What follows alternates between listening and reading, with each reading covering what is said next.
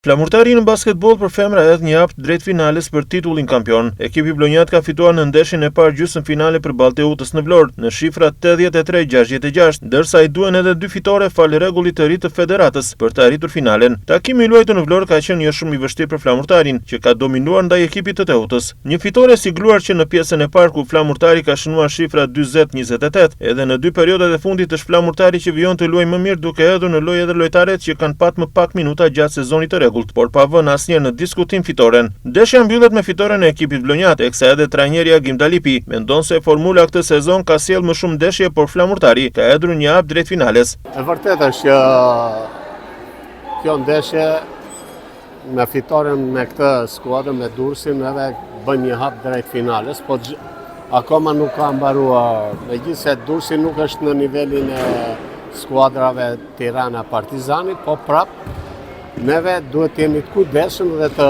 punojmë fort për efekt që jo të kalojmë Durrësin, po të mendojmë që në ndeshje finale të jemi në top form.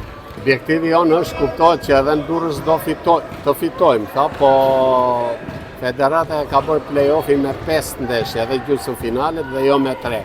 Kështu që do venim Durrës, po fituam Durrës, kemi edhe një ndeshje të tretë këtu dhe fitojmë dhe këtu dhe mbyllet 3-0. Nuk është prononcuar trajneri i Teutës, ndërsa ndeshja e dytë mes 2 skuadrave luhet pas 3 ditësh.